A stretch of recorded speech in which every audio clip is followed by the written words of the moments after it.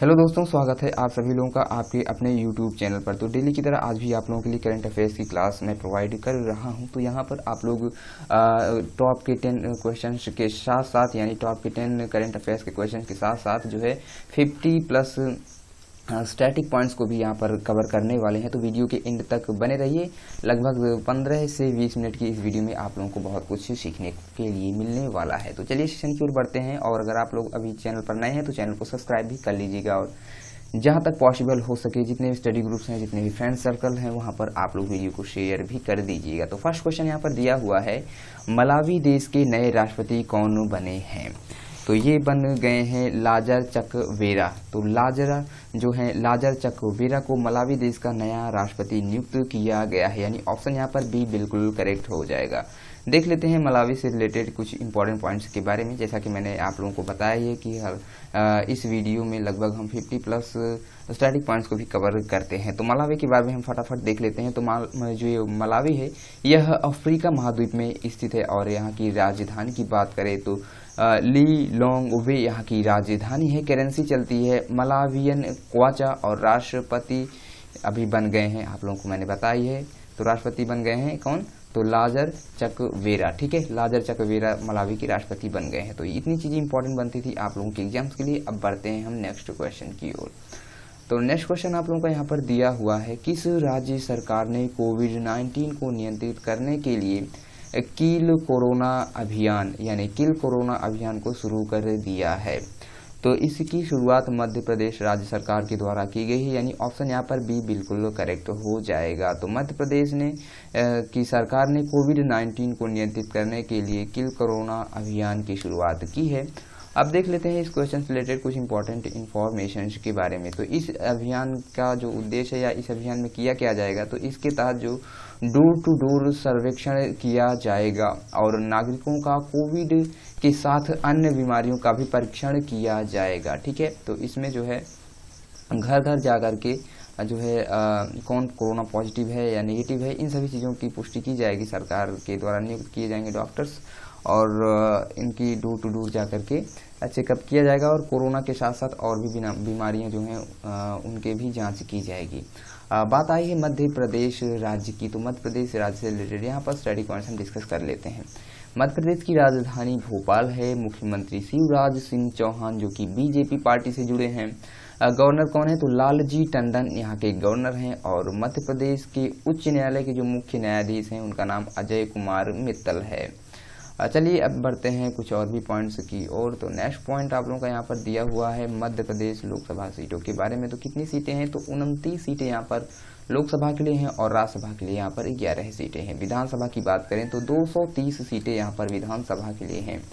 मध्य प्रदेश के 5 पड़ोसी राज्य कौन कौन से हैं? तो महाराष्ट्र हो गया, छत्तीसगढ़, उत्तर प्रदेश, राजस्थान और गुजरात।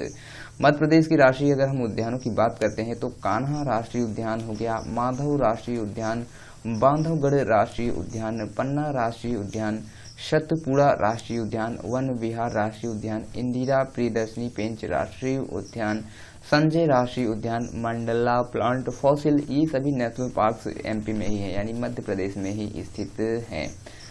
देख लेते हैं कर्क रेखा से रिगार्डिंग जितने भी इंपॉर्टेंट फैक्ट्स बन सकते हैं। तो कर्क रेखा जो है यह भारत के मध्य प्रदेश राज्य से होकर के गुजरती है और कर्क रेखा भारत के 8 राज्यों से होकर के निकलती है। ये 8 राज्य कौन कौन से हैं? तो गुजरात हो गया, राजस्थान, मध्य प्रदेश, छत्तीसगढ़, झारखंड, पश्चिम बंगाल, त्रिपुरा और मिजोरम। ठीक है, तो यही ऐसे 8 राज्य हो जाएंगे जहाँ से यह कर्क रेखा होकर के गुजरती है। चलिए बढ़ते हैं आगे के क्वेश्चंस की ओर। तो नेक्स्ट क्वेश्चन आप लोगों का यहाँ पर दिया हुआ है, अंतरराष्ट्रीय क्षुद्र ग्रह दिवस यानी इंटरनेशनल एस्ट्रॉयड डे कब मनाया गया है? तो इंटरनेशनल एस्ट्रॉयड डे बनाया गया है 30 जून को, यानी यहाँ पर ऑप्शन डी बिल्कुल करेक्ट हो जाएगा। चलिए देख लेते हैं इस क्वेश्चन से रिलेटेड कुछ इंपॉर्टेंट पॉइंट्स के बारे में।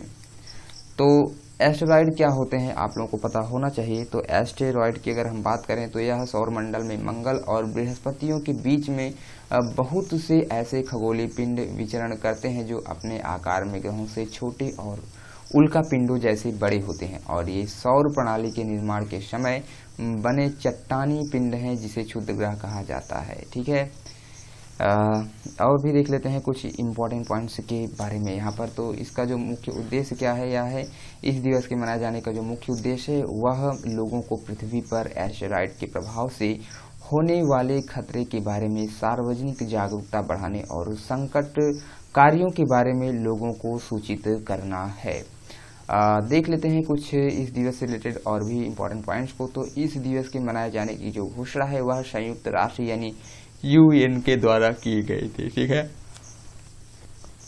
तो बढ़ते हैं अब हम आज के नेक्स्ट क्वेश्चन की ओर। तो नेक्स्ट क्वेश्चन आप लोगों का यहाँ पर बनता है, किसे बेस्ट 2020 ह्यूमैनिटेरियन अवार्ड से सम्मानित किया गया है ना। तो बेस्ट 2020 ह्यूमैनिटेरियन अवार्ड से सम्मानित किया गया है बेयोंसे को। ठीक है, यानी ऑप्शन यहाँ पर भी बिल्कुल करेक्ट हो जाएगा। ठीक है, देख लेते हैं इस क्वेश्चन से रिलेटेड कुछ इंपॉर्टेंट इन्फॉर्मेशन के बारे में। तो बेट अवार्ड्स एक अमेरिकी अवार्ड शो है जो अफ्रीकी अमेरिकियों और अन्य अल्पसंख्यकों के संगीत, अभिनय, खेल और मनोरंजन के अन्य क्षेत्रों में दिया जाता है। ठीक है, बात कर लेते हैं अब हम नेक्स्ट क्वेश्चन की। तो नेक्स्ट क्वेश्चन आप लोगों का यहाँ पर बनता है, किस देश के पूर्व फुटबॉलर मारियो गोमेज ने संन्यास की घोषणा की है। तो यह जो संन्यास की घोषणा की गई है, यह घोषणा की है जर्मनी के द्वारा की गई है। ठीक है, यानी ऑप्शन यहाँ पर सी बिल्कुल करेक्ट हो जाएगा, जर्मनी। ठीक है, देख लेते हैं इस क्वेश्चन से रिलेटेड कुछ इंपॉर्टेंट पॉइंट्स के बारे में। तो बात आई है जर्मनी की। तो जर्मनी से रिलेटेड जो भी इंपॉर्टेंट फैक्ट्स हो सकते हैं यहाँ पर हम डिस्कस करने वाले हैं। तो जर्मनी जो है यह यूरोप महाद्वीप में स्थित है। राजधानी यहाँ की बर्लिन है। करेंसी चलती है यूरो और राष्ट्रपति फ्रैंक वॉल्टर स्टाइनमायर हो जाएंगे यहाँ के। तो इतनी चीज़ें आप लोगों को जर्मनी से रिलेटेड भी पता होनी चाहिए। देख लेते हैं फिर से मैं आप लोगों को बताना चाहूँगा, राष्ट्रपति का नाम फ्रैंक वॉल्टर स्टाइनमायर यहाँ के हैं और राजधानी बर्लिन है यहाँ की जर्मनी की। तो कैपिटल्स हो गया, करेंसी हो गया और वहाँ के प्रेसिडेंट या PM है तो PM, यहाँ से क्वेश्चंस पूछे जाते हैं। तो आप लोगों को ये चीज़ें पता होनी चाहिए लगभग सभी कंट्रीज़ की। ठीक है, जो इंपॉर्टेंट कंट्रीज़ हैं जहाँ जितनी मैं बताता हूँ उनके तो एटलीस्ट आप लोगों को पता होना ही चाहिए। चलिए बढ़ते हैं आगे के क्वेश्चंस की ओर। तो नेक्स्ट क्वेश्चन आप लोगों का यहाँ पर दिया हुआ है, किस राज्य सरकार ने कोविड-19 मरीजों के लिए विश्व का सबसे बड़ा plasma therapy testing project Platina जो है लॉन्च किया है। तो यह लॉन्च कर दिया गया है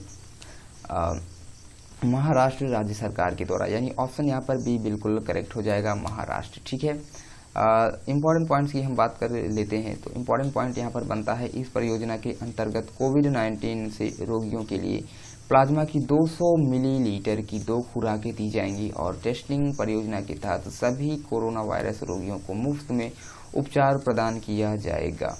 बात कर लेते हैं महाराष्ट्र राज्य सरकार की। तो महाराष्ट्र की राजधानी मुंबई है। मुख्यमंत्री उद्धव ठाकरे जो कि शिवसेना पार्टी से जुड़े हैं।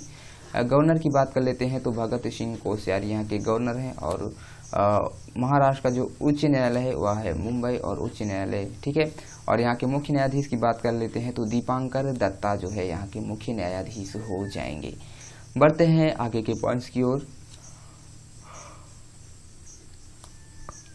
तो नेक्स्ट पॉइंट आप लोगों का यहाँ पर दिया हुआ है, महाराष्ट्र राज्य का जो राजकीय पशु है वह गिलहरी है और राजकीय पक्षी की बात कर लेते हैं तो कबूतर यहाँ का राजकीय पक्षी है और राजकीय वृक्ष यहाँ का आम हो जाएगा।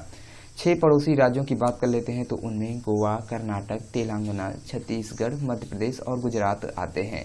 लोकसभा के लिए यहाँ पर 48 सीटें हैं, राज्यसभा की यहाँ पर 19 सीटें हैं और विधानसभा की यहाँ पर 288 सीटें उपलब्ध हैं। बात कर लेते हैं भाभा परमाणु अनुसंधान केंद्र की। तो इसका मुख्यालय भी महाराष्ट्र के मुंबई शहर में ही स्थित है। अब कुछ बेहद इंपॉर्टेंट पॉइंट्स मैं बताने वाला हूं जो कि भारतीय रिजर्व बैंक और भी जो मुख्यालय हैं बैंक्स के उनके बारे में। तो ये जो मुख्यालय हैं मुंबई में जितने भी मुख्यालय हैं उन सभी मुख्यालयों को हम यहाँ पर डिस्कस कर लेते हैं। तो भारतीय रिजर्व बैंक, भारतीय state bank of India, central bank of India, union bank of India, axis bank, HDFC bank, ICICI bank, yes bank, Kotak Mahindra bank, SEBI, NSE, BCCI, BSE, इन सभी के जो मुख्यालय हैं वह मुंबई शहर में ही स्थित है।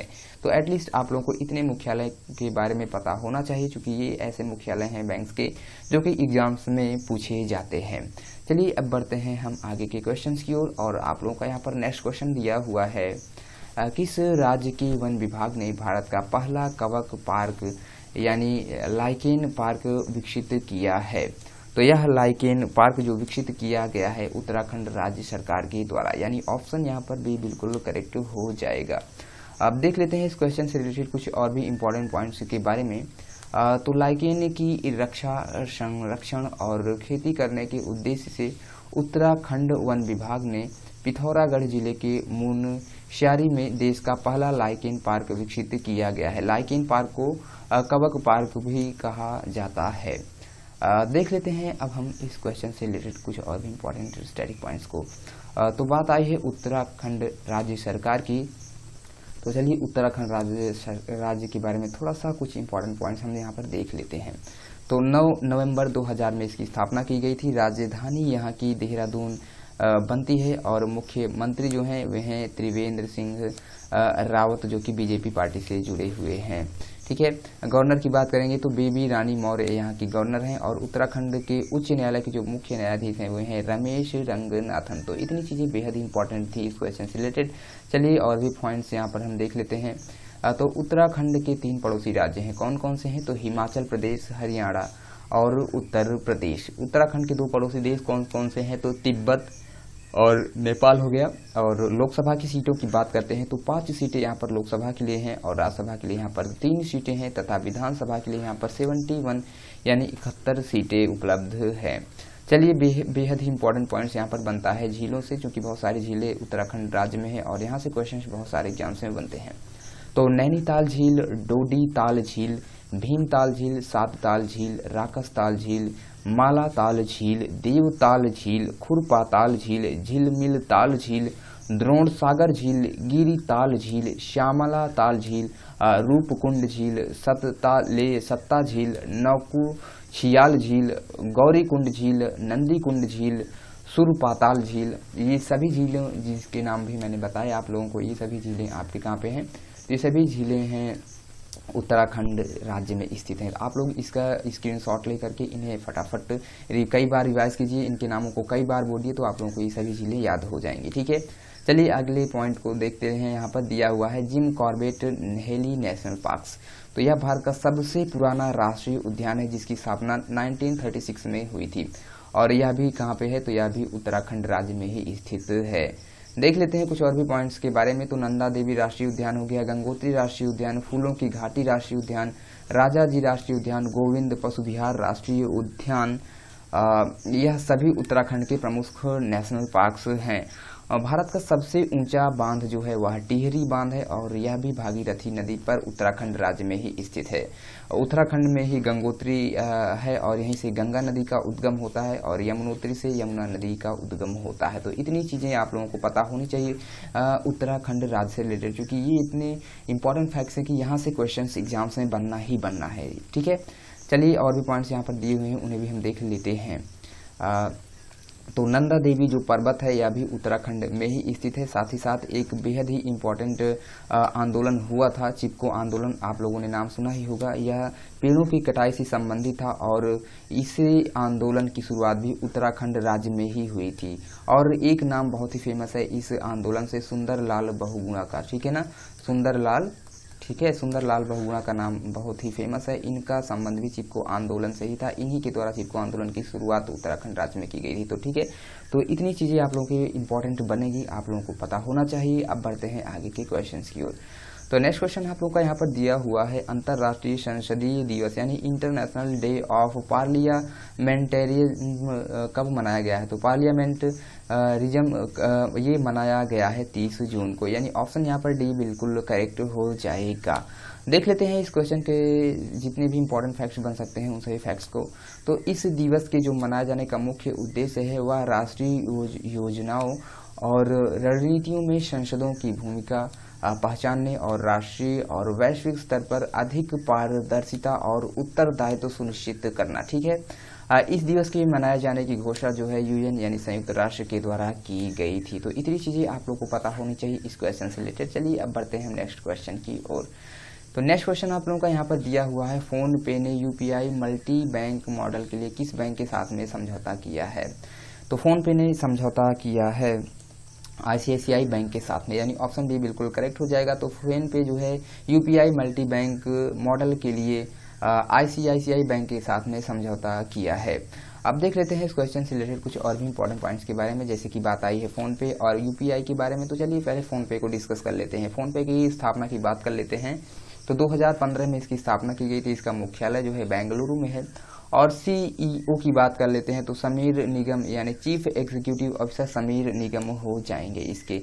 चलिए देख लेते हैं इसका अब भी एक टर्म और यूपीआई यहाँ पर आया हुआ है। तो यूपीआई के बारे में भी आप लोगों को थोड़ा सा मैं बता देता हूँ। तो सबसे पहली बात तो यूपीआई आजकल पेमेंट बहुत ज़्यादा ही फेमस हुआ है। यूपीआई से लोगों ने काफ़ी पेमेंट की प्रोसेस कर रहे हैं और इसके बारे में आप लोगों को पता होना चाहिए। तो सबसे पहली बात तो यूपीआई का फुल फॉर्म क्या हो जाता है। तो इसका फुल फॉर्म होता है यूनिफाइड पेमेंट्स इंटरफेस। क्या होता है? यूनिफाइड पेमेंट्स इंटरफेस, जिसे एकीकृत भुगतान अंतरा पृष्ठ कहेंगे हिंदी में। यूपीआई की मदद से हम कहीं पे भी किसी भी वक्त अपने बैंक अकाउंट में पैसा भेज सकते हैं। ठीक है, तो ये बहुत ही अच्छी स्कीम है। तो आप लोगों को पहली बात तो इसके बारे में पता होना चाहिए। इसका फुल फॉर्म एटलीस्ट तो पता होना ही चाहिए। यूनिफाइड पेमेंट्स इंटरफेस ये होता है इसका फुल फॉर्म। बढ़ेंगे हम नेक्स्ट क्वेश्चन की और उससे पहले आईसीआईसीआई बैंक के बारे में भी देखते हुए चलिए आप लोग। आईसीआईसीआई बैंक जो होता है इसका full form industrial credit and investment corporation of India होता है। इसकी स्थापना 1994 में की गई थी। इसका मुख्यालय जो है यह मुंबई में है। एमडी एंड सीईओ की बात कर लेते हैं तो संदीप बख्शी इसके एमडी एंड सीईओ हो जाएंगे। बढ़ते हैं आज के नेक्स्ट और लास्ट क्वेश्चन की ओर। लास्ट क्वेश्चन आप लोग का यहाँ पर बनता है, भारत सरकार ने कितने चीनी ऐप्स पर बैन लगा दिया है। तो लगभग कितने ऐप्स पर बैन लगा दिया गया है? तो 59 जितने भी ऐप्स थे सभी को बैन कर दिया गया है। इनमें सबसे फेमस टिकटॉक, यूसी न्यूज़ वगैरह जैसे ऐप थे, विडमेट हो गया और कई ऐप्स थे जिन्हें चीन के जो चीनी ऐप थे इन सभी को भारत सरकार के द्वारा बैन कर दिया गया है।